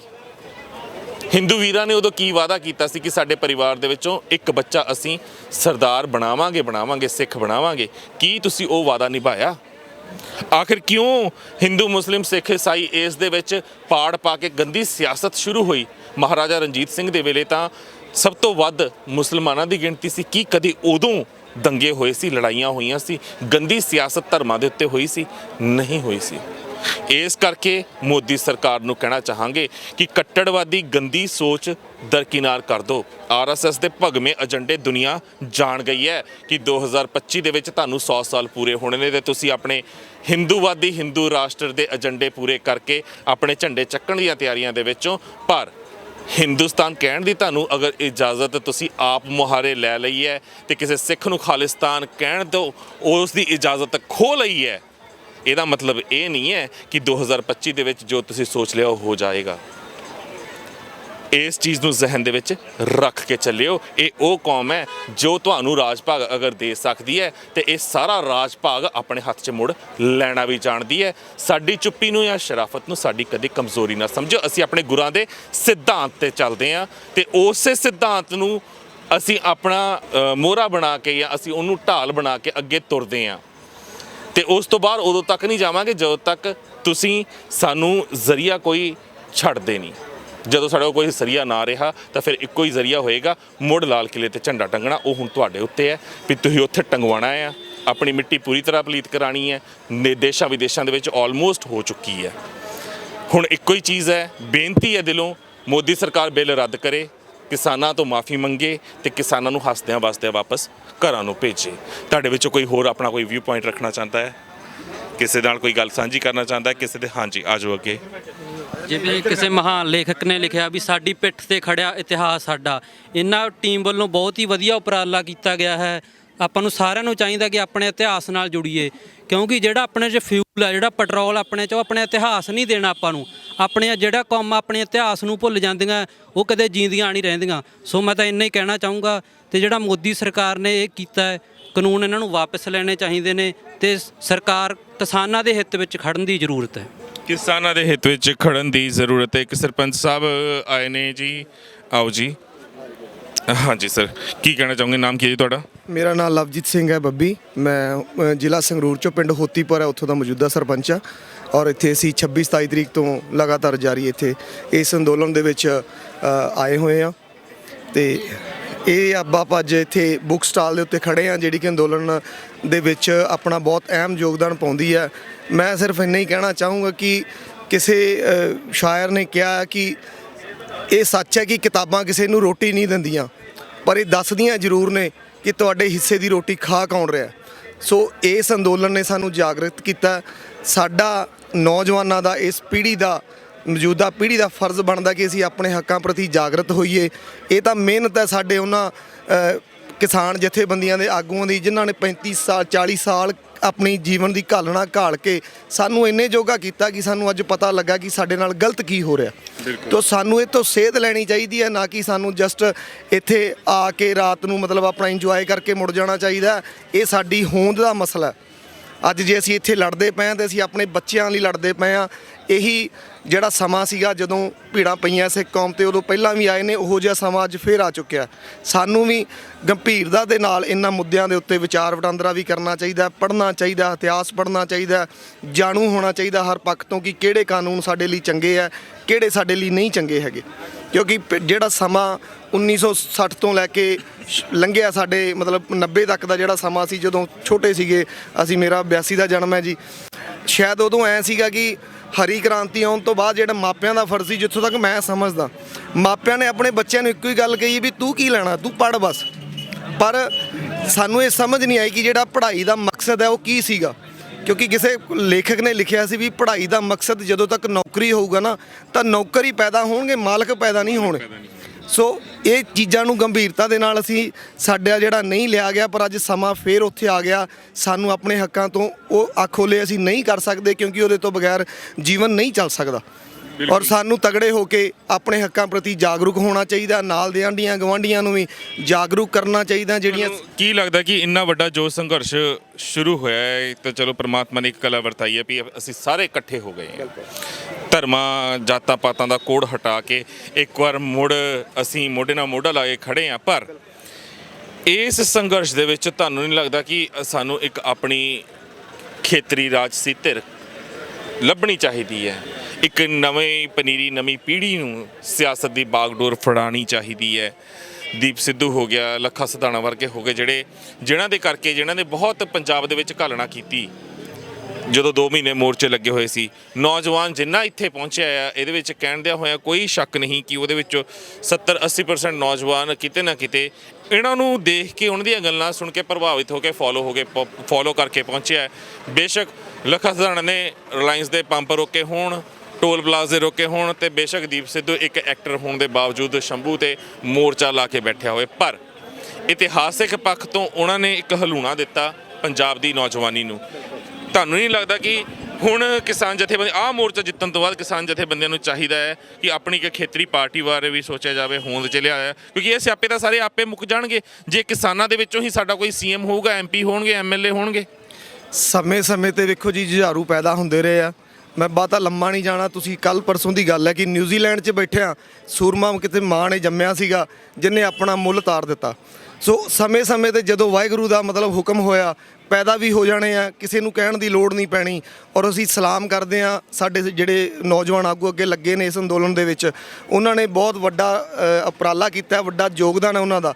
ਪਰ ਜਿੱਥੇ ਸਾਡੇ ਜਥੇਬੰਦੀਆਂ ਦਾ ਆਗੂ ਸਾਹਿਬਾਨ ਨੇ, ਸਾਡੇ ਬਜ਼ੁਰਗ ਨੇ, ਉਹਨਾਂ ਦੀ ਜਿਹੜੀ ਮਿਹਨਤ ਹੈ ਅਸੀਂ ਉਹਨੂੰ ਵੀ ਅੱਖੋਂ ਓਲੇ ਨਹੀਂ ਕਰ ਸਕਦੇ, ਕਿਉਂਕਿ ਕਹਾਵਤ ਹੈ ਵੀ ਮੁੱਢ ਰਵੇ ਤਾਂ ਪੱਤੇ ਆਉਂਦੇ ਆ, ਇਕੱਲੇ ਪੱਤਿਆਂ ਦੇ ਨਾਲ ਛਾਵਾਂ ਨਹੀਂ ਹੁੰਦੀਆਂ। ਸੋ ਮੁੱਢਾਂ ਦਾ ਹੋਣਾ ਬਹੁਤ ਲਾਜ਼ਮੀ ਹੈ। ਜਦੋਂ ਸਮਾਂ ਆਇਆ ਵਾਹਿਗੁਰੂ ਦੀ ਮਿਹਰ ਦੇ ਨਾਲ ਨੇਤਾ ਵੀ ਪੈਦਾ ਹੋ ਜਾਣਗੇ। ਪਹਿਲਾਂ ਲੋੜ ਹੈ ਪੜ੍ਹਨ ਦੀ, ਪਹਿਲਾਂ ਲੋੜ ਹੈ ਜਾਗਰਤ ਹੋਣ ਦੀ ਵੀ ਹੈ ਕੀ ਹੈ ਔਰ ਹੋਣਾ ਕੀ ਚਾਹੀਦਾ। ਪਰ ਇਹਨਾਂ ਨੇ ਜੋ ਸਾਡੇ ਸਾਹਮਣੇ ਪੇਸ਼ ਕੀਤਾ ਹਿੰਦੁਸਤਾਨ ਦੀ ਸਰਕਾਰ ਨੇ, ਉਹ ਜਸਟ ਇਹਨਾਂ ਨੇ ਸਿਰਫ 5-7 ਘਰਾਣਿਆਂ ਨੂੰ ਮੁੱਖ ਰੱਖ ਕੇ ਕੀਤਾ ਔਰ ਇੱਕ ਧਰਮ ਨੂੰ ਜਿਹੜਾ ਇਹ ਪ੍ਰਮੋਟ ਕਰ ਰਹੇ ਆ। ਇਹ ਹਿੰਦੁਸਤਾਨ ਸਭ ਦਾ, ਕਿਸੇ ਦੇ ਪਿਓ ਦਾ ਨਹੀਂਗਾ ਕਿ ਮੈਂ ਕਹਾਂ ਕਿ ਮੇਰਾ ਹੀ ਹੈ, ਮੇਰੇ ਮੁਤਾਬਕ ਕੰਮ ਹੋਣਾ ਚਾਹੀਦਾ। ਮੈਂ ਇੱਕ ਹੋਰ ਚੀਜ਼ ਤੇ ਤੁਹਾਨੂੰ ਕਰੈਕਟ ਕਰਾਂਗਾ, ਇਹ ਹਿੰਦੁਸਤਾਨ ਨਹੀਂ, ਇਹ ਭਾਰਤ। ਹਿੰਦੁਸਤਾਨ ਸੰਵਿਧਾਨ ਦੇ ਵਿੱਚ ਕਿਤੇ ਵੀ ਨਹੀਂ ਆਂਦਾ। ਹੁਣ ਉਹੀ ਚੀਜ਼ ਆ ਜਾਂਦੀ ਹੈ ਕਿ ਮੈਂ ਬਹੁਤ ਸਾਰੀ ਇੰਟਰਵਿਊਜ਼ 'ਚ ਪਹਿਲਾਂ ਵੀ ਕਿਹਾ ਆ, ਹਿੰਦੁਸਤਾਨ ਸਾਡੇ ਮੂੰਹ 'ਚੋਂ ਆਮ ਨਿਕਲ ਜਾਂਦਾ। ਕਿਉਂ ਨਿਕਲਦਾ ਹੈ? ਭਾਰਤ ਕਿਉਂ ਨਹੀਂ ਨਿਕਲਦਾ? ਤੇ ਜੇਕਰ ਆਹੀ ਵੀਰ ਗੱਲ ਕਰਦਾ ਇਹਦੇ ਮੂੰਹ 'ਚੋਂ ਖਾਲਿਸਤਾਨ 4 ਵਾਰ ਨਿਕਲ ਜਾਂਦਾ, ਇਹੀ ਇੰਟਰਵਿਊ ਨਾ ਇਸ਼ੂ ਬਣ ਜੂਗੀ ਕਿ ਆਹ ਜਿਹੜੀ 7 ਬੁੱਕ ਸਟਾਲ ਲੱਗਿਆ ਹੋਇਆ ਸੀ, ਜਿਹੜੀ 7 ਕਿਸਾਨਾਂ ਦੀ ਲੱਗੀ ਹੋਈ ਸੀ, ਉੱਥੇ 4 ਖਾਲਿਸਤਾਨੀ ਖੜੇ ਸੀ, ਖਾਲਿਸਤਾਨ ਦੀ ਗੱਲ ਕੀਤੀ। ਹੁਣ ਕਹਿਣਗੇ ਹਿੰਦੁਸਤਾਨ ਦੀ ਗੱਲ ਕੀਤੀ ਹੈ। ਬੜੀ ਵਧੀਆ ਜੀ, ਸਿੱਖ ਸੀਗੇ, ਦਸਤਾਰਾਂ ਸਜਾਈਆਂ ਸੀ, ਹਿੰਦੁਸਤਾਨ ਕਰਦੇ ਪਏ ਸੀ। ਇਹ ਚਾਹੁੰਦੇ ਨੇ, ਇਹ ਇਹਨਾਂ ਨੇ ਸੋਚ ਸਮਝ ਕੇ ਇਹ ਬੇੜੀਆਂ 'ਚ ਬੱਟੇ ਪਾਏ ਨੇ ਜਿਹੜੇ ਸਾਨੂੰ ਕੱਢਣੇ ਪੈਣੇ ਨੇ।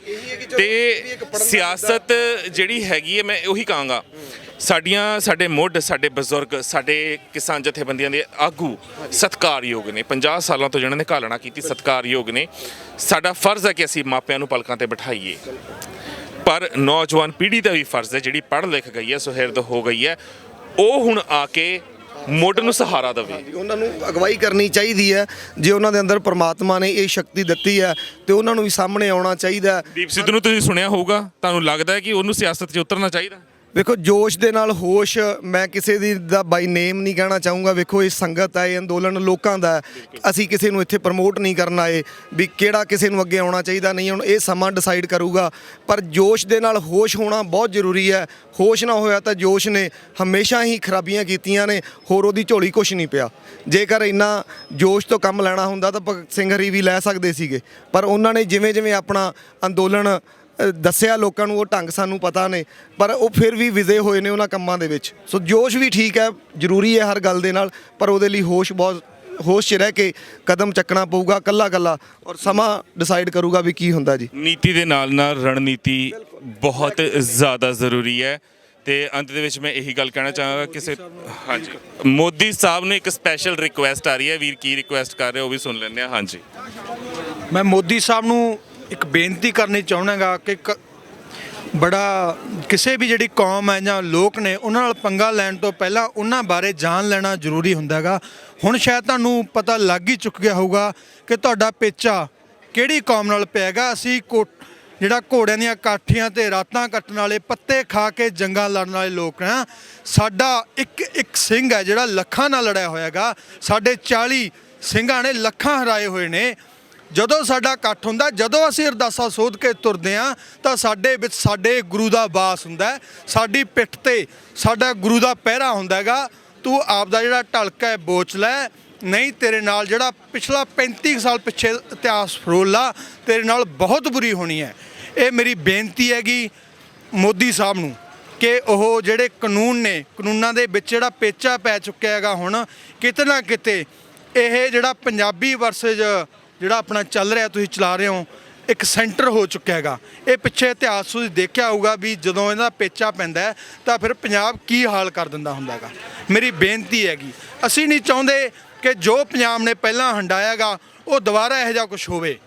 ਤਾਂ ਮੇਰੀ ਬਾਰ-ਬਾਰ ਮੋਦੀ ਸਾਹਿਬ ਨੂੰ ਅਪੀਲ ਹੈਗੀ ਕਿ ਆਪਣੀ ਢਲਕ ਬੋਚ ਲਓ। ਇਹ ਤੁਹਾਡੇ ਵਾਸਤੇ ਵੀ ਚੰਗਾ ਹੋਊਗਾ, ਇਹ ਆਪਣੇ ਜਿਹੜਾ ਭਾਰਤ ਹੈ ਉਹਦੇ ਵਾਸਤੇ ਵੀ ਚੰਗਾ ਹੋਊਗਾ। ਜਿਹੜੀ ਵੀਰ ਨੇ ਪਹਿਲਾਂ ਗੱਲ ਦੱਸੀ ਸੀ ਹਿੰਦੁਸਤਾਨ ਦੀ, ਸ਼ਾਇਦ ਇਹ ਹਿੰਦੁਸਤਾਨ ਹੀ ਨਹੀਂ ਸੀਗਾ, ਇਹ ਹਿੰਦੁਸਤਾਨ ਨਹੀਂ ਸੀਗਾ, ਇਹ ਸਿੰਧੂਸਤਾਨ ਸੀ। ਕਿਤੇ ਨਾ ਕਿਤੇ ਜਿਹੜਾ ਸਿੰਧ ਨਦੀ ਦੇ ਨਾਲ ਦਾ ਖੇਤਾ ਸੀ, ਜੋ ਇਰਾਨੀ ਇੱਥੇ ਆਉਂਦੇ ਸੀਗੇ, ਉਹ ਜਦੋਂ ਇਹਨੂੰ ਬੋਲਦੇ ਸੀਗੇ ਸ ਨੂੰ ਉਹ ਹ ਬੋਲਦੇ ਸੀਗੇ। ਜਿਵੇਂ ਸਪਤਾਹ ਤੋਂ ਹਫਤਾ ਹੋ ਗਿਆ ਤਾਂ ਸਿੰਧੂਸਤਾਨ ਤੋਂ ਹਿੰਦੁਸਤਾਨ ਹੋ ਗਿਆ। ਪਰ ਇਹਨਾਂ ਨੇ ਇਸ ਵਰਡ ਨੂੰ ਇੱਕ ਹਿੰਦੂਆਂ ਦਾ ਇੱਕ ਰਾਸ਼ਟਰ ਬਣਾਉਣ ਦੀ ਜਿਹੜਾ ਯੋਜਨਾ ਜਿਹੜੀ ਚੱਲ ਰਹੀ ਹੈਗੀ, ਇਹ ਗਲਤੀ ਮੋਦੀ ਸਾਹਿਬ ਨਾ ਕਰੋ ਕਿਉਂਕਿ ਅਸੀਂ ਹਜੇ ਬੈਠੇ ਆਂਗੇ। ਮੇਰੀ ਤੁਹਾਡੇ ਤੱਕ ਬੇਨਤੀ ਹੈ ਜੀ। ਬਿਲਕੁਲ ਜੀ, ਤੁਸੀਂ ਸਾਡੀ ਹੋਂਦ ਮਿਟਾਉਣ ਦੇ ਉੱਤੇ ਆਏ ਹੋ, ਕਿਤੇ ਆਪਣਾ ਵਜੂਦ ਖਤਮ ਨਾ ਕਰਵਾ ਲਿਓ। ਇਹ ਬੇਨਤੀ ਮੈਂ ਵੀ ਪਹਿਲਾਂ 20 ਵਾਰ ਕਰ ਚੁੱਕਿਆ ਹਾਂ ਵੀ ਪੰਗੇ ਉਹਨਾਂ ਦੇ ਨਾਲ ਲਿੱਤੇ ਜਾਂਦੇ ਨੇ ਜਿਹੜੇ ਦੰਗੇ ਨਹੀਂ ਕਰਦੇ, ਤੇ ਜਿਹੜੇ ਸ਼ਾਂਤੀ ਨਾਲ ਦੰਗੇ ਕਰਨਾ ਜਾਣਦੇ ਨੇ ਉਹਨਾਂ ਨਾਲ ਪੰਗੇ ਨਹੀਂ ਲਿੱਤੇ ਜਾਂਦੇ। ਅਸੀਂ ਗੁਰਾਂ ਦੀ ਰਜ਼ਾ 'ਚ ਰਹਿ ਕੇ ਬੜੀ ਸ਼ਾਂਤੀ ਨਾਲ ਬੈਠੇ ਹਾਂ, ਪਰ ਅਗਰ ਹੁੜਦੰਗ ਮਚਾਉਣ ਦੇ ਉੱਤੇ ਆਏ, ਜੇ ਤੁਸੀਂ ਸਾਨੂੰ ਜੀਣਾ ਸਾਡਾ ਮੁਹਾਲ ਕੀਤਾ ਤਾਂ ਅਸੀਂ ਉੱਥੇ ਵੀ ਪਹੁੰਚਾਂਗੇ, ਉਹ ਪੈਮਾਨਾ ਵੀ ਦਿਖਾਵਾਂਗੇ, ਪਹਿਲਾਂ ਵੀ ਵਿਖਾਇਆ ਹੈ। ਉਹਦੇ ਵਾਸਤੇ ਫਿਰ ਸਾਨੂੰ ਇੰਨੀ ਭੀੜ ਦੀ ਲੋੜ ਨਹੀਂ, ਉਹਦੇ ਵਾਸਤੇ ਇੱਕ ਜਾਂ ਦੋ ਸਿੰਘ ਬਹੁਤ ਨੇ, ਉਹ ਪੈਮਾਨੇ ਦਿਖਾਏ ਹੋਏ ਨੇ। ਤੇ ਉਹ ਪੈਮਾਨੇ ਜਦੋਂ ਛਲਕਦੇ ਨੇ ਉਦੋਂ ਫਿਰ ਦੁਨੀਆ ਦੇਖਦੀ ਹੈ, ਇਤਿਹਾਸ ਲਿਖਿਆ ਜਾਂਦਾ। ਇਹ ਵੀ ਇਤਿਹਾਸ ਲਿਖਿਆ ਜਾ ਰਿਹਾ ਹੈ। ਬਾਰ-ਬਾਰ ਹਰ ਨੌਜਵਾਨ ਬੜੀ ਸੁਹਿਰਦਤਾ ਦੇ ਨਾਲ ਮੋਦੀ ਸਰਕਾਰ ਨੂੰ ਇੱਕੋ ਹੀ ਬੇਨਤੀ ਕਰ ਰਿਹਾ ਹੈ ਕਿ ਆਪਣੀ ਆਕੜ ਛੱਡ ਦਿਓ, ਬਿੱਲ ਰੱਦ ਕਰੋ, ਮਾਫੀ ਮੰਗੋ, ਆਪਣੀ ਸ਼ਾਖ ਬਚਾ ਲਓ। ਕਿਤੇ ਆਪਣੀ ਝੂਠੀ ਸ਼ਾਨ ਬਚਾਉਣ ਦੇ ਚੱਕਰ ਦੇ ਵਿੱਚ ਆਪਣੀ ਰਹਿੰਦੀ ਖੁੰਦੀ ਇੱਜ਼ਤ ਵੀ ਨਾ ਗਵਾ ਬੈਠਣਾ।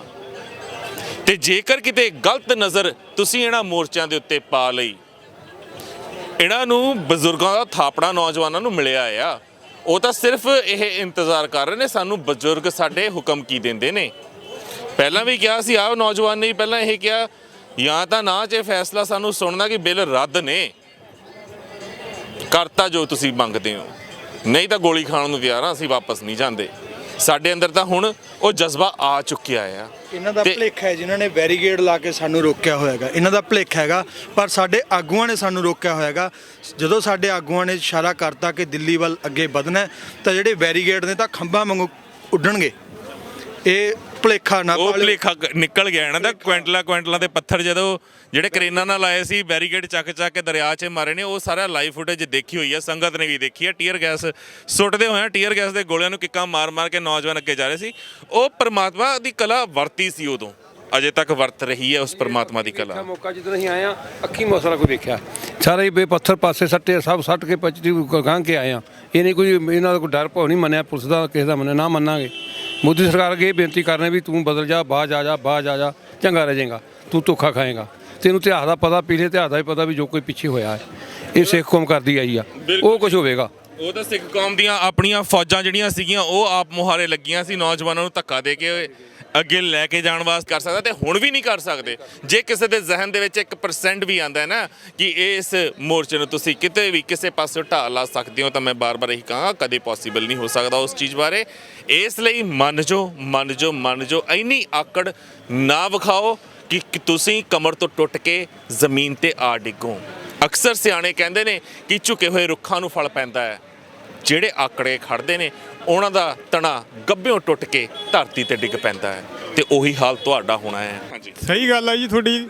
ਮੋਦੀ ਨੂੰ ਕਾਨੂੰਨ ਵਾਪਸ ਲੈਣੇ ਚਾਹੀਦੇ ਆ ਜੀ, ਨਹੀਂ ਤਾਂ ਫਿਰ ਸੰਗਤ ਦੇ ਵਿੱਚ ਬਾਬਾ ਨਾਨਕ ਵਸਿਆ ਹੋਇਆ ਜੀ। ਬਹੁਤ ਬਹੁਤ ਧੰਨਵਾਦ ਜੀ। ਅਸੀਂ ਬੋਲਣਾ ਚਾਹੁੰਦੇ ਹਾਂ ਜੀ। ਇਹ ਕਹਿੰਦੇ ਨੇ ਸ਼ੰਭੂ ਬਾਰਡਰ ਹੈ ਜਿਹੜਾ ਵੀ ਉਰੇ ਫੌਜ ਲਗਾਈ ਗਈ ਹੈਗੀ, ਇੱਧਰ ਅੱਡ ਲਗਾਈ ਗਈ ਹੈਗੀ ਵੀ ਦੇਖ ਲਓ ਇਹ ਤਾਂ ਉਹ ਕਰ ਦੇਣਗੇ, ਗੋਲੀ ਚਲਾ ਦੇਣਗੇ। ਇਹ ਕੋਈ ਗੋਲੀ ਗਾਲੀ ਨਹੀਂ ਚਲਾ ਸਕਦੇ ਹੈਗੇ। ਜਦੋਂ ਸਾਡੇ ਬਾਬਾ ਰਣਜੀਤ ਸਿੰਘ ਦੇ ਸੂਰਮੇ ਪੁੱਤ ਉੱਠ ਖੜੇ ਕਨਾ, ਉਹਨਾਂ ਨੇ ਤਾਂ ਨਹੀਂ ਬਾਸ ਮੁੜਨਾ, ਇਹਨਾਂ ਨੇ ਤਾਂ ਚਲੇ ਜਾਣਾਗਾ, ਇਹਨਾਂ ਨੇ ਨਹੀਂ ਮੁੜਨਾ ਹੈਗਾ। ਗਲ ਕੱਟ ਕੇ ਮੁੜਨਾ। ਮੋਦੀ ਤੇਰਾ ਸਾਹਿਬ ਤੂੰ ਹਟ ਜਾਏ ਪੰਗੇ ਲੈਣੋ। ਹਾਂ ਇਹ ਜੱਟਾਂ ਨਾ ਪਾ ਪਰੇ ਤੂੰ। ਇਹ ਪੰਜਾਬੀ ਵਾਲੇ ਨੇ, ਇਹਨਾਂ ਦਾ ਕੋਈ ਪਤਾ ਨਹੀਂ ਕੀ ਕਰ ਦੇਣਾ। ਬਸ ਬਹੁਤ ਬਹੁਤ ਧੰਨਵਾਦ ਜੀ। ਮੋਦੀ ਸਰਕਾਰ ਤੱਕ ਪਹੁੰਚ ਗਈ ਹੋਗੀ ਇਸ ਵੀਰ ਦੀ ਆਵਾਜ਼। ਤੁਸੀਂ ਕੁਝ ਕਹਿਣਾ ਚਾਹੁੰਦੇ? ਪੰਜਾਬ ਤੋਂ ਆਏ ਆ ਜੀ, ਮੈਂ ਲੈਕਚਰਰ ਇਤਿਹਾਸ ਹਾਂ ਜੀ, ਔਰ ਸਾਡਾ ਟੀਚਰ ਵਰਗ ਵੀ ਇੱਥੇ ਆਇਆ ਹੋਇਆ। ਮੈਂ ਇੱਕੋ ਹੀ ਗੱਲ ਇਤਿਹਾਸ ਦੇ ਵਿੱਚੋਂ ਦੱਸਣੀ ਚਾਹੁੰਦਾ ਇਹਨਾਂ ਨੂੰ ਕਿ ਜਦੋਂ ਅਬਦਾਲੀ ਇੱਥੋਂ ਬਹੁਤ ਸਾਰੀਆਂ ਜਿਹੜੀਆਂ ਸਾਡੀਆਂ ਇਸਤਰੀਆਂ ਸੀਗੀਆਂ, ਤਕਰੀਬਨ 2000 ਦੇ ਕਰੀਬ ਜਿਹੜੀਆਂ ਇਸਤਰੀਆਂ ਸੀਗੀਆਂ, ਉਹ ਦਿੱਲੀ ਤੋਂ, ਬਿੰਦਰਾਵਨ ਤੋਂ ਔਰ ਆਗਰੇ ਤੋਂ ਔਰ ਉੜੀਸਾ ਵਗੈਰਾ ਤੋਂ ਲਿਜਾ ਕੇ ਜਾ ਰਿਹਾ ਸੀਗਾ। ਉਸ ਵੇਲੇ ਸਾਡੇ ਜੱਸਾ ਸਿੰਘ ਆਹਲੂਵਾਲੀਏ ਵਰਗਿਆਂ ਨੇ ਇਹਨਾਂ ਦੇ ਅੱਗੇ ਖੜੇ ਔਰ ਉਹਨਾਂ ਲੜਕੀਆਂ ਨੂੰ ਛੁਡਾਇਆ।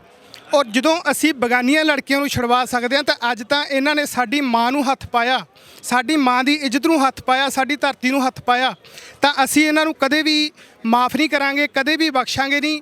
ਤਾਂ ਇਸ ਕਰਕੇ ਜਿੰਨਾ ਵੀ ਸਾਡਾ ਇਤਿਹਾਸ ਆ, ਔਰ ਮੈਂ ਇੱਕ ਗੱਲ ਹੋਰ ਕਹਿਣੀ ਚਾਹੁੰਦਾ ਕਿ ਬੰਦਾ ਸਿੰਘ ਬਹਾਦਰ ਉਹ ਪਹਿਲਾ ਸ਼ਖਸ ਸੀਗਾ ਜਿਨ੍ਹਾਂ ਨੇ ਕਿ ਕਿਸਾਨਾਂ ਨੂੰ ਉਹਨਾਂ ਦੇ ਹੱਕ ਦਿੱਤੇ, ਜ਼ਿਮੀਂਦਾਰਾਂ ਤੋਂ ਜ਼ਮੀਨਾਂ ਲੈ ਕੇ ਉਹਨਾਂ ਨੂੰ ਦਿੱਤੀਆਂ। ਤਾਂ ਅਸੀਂ ਬੰਦਾ ਸਿੰਘ ਬਹਾਦਰ ਦੇ ਵਾਰਸਾਂ, ਔਰ ਬੰਦਾ ਸਿੰਘ ਬਹਾਦਰ ਨੂੰ 740 ਸਿੰਘਾਂ ਦੇ ਨਾਲ ਤੁਸੀਂ ਇਸੇ ਧਰਤੀ ਦੇ ਉੱਪਰ ਸ਼ਹੀਦ ਕੀਤਾ ਸੀਗਾ। ਔਰ ਉਹਨਾਂ 740 ਸਿੰਘਾਂ ਦੇ ਵਿੱਚੋਂ ਇੱਕ ਸਿੰਘ ਨੇ ਵੀ ਇਹ ਨਹੀਂ ਕਿਹਾ ਸੀਗਾ ਕਿ ਜੀ ਅਸੀਂ ਵਾਪਸ ਜਾਣਾ ਜਾਂ ਸਾਨੂੰ ਛੱਡ ਦਿਓ ਜਾਂ ਅਸੀਂ ਤੁਹਾਡਾ ਧਰਮ ਕਬੂਲ ਕਰ ਲੈਂਦੇ ਆਂਗੇ। ਤਾਂ ਉਹਨਾਂ ਸਾਰਿਆਂ ਨੇ ਕਿਹਾ ਕਿ ਸਾਡੀਆਂ ਸ਼ਹੀਦੀਆਂ ਲਓ, ਅਸੀਂ ਸ਼ਹੀਦੀਆਂ ਕਰਨ ਵਾਸਤੇ ਤਿਆਰ ਹਾਂ।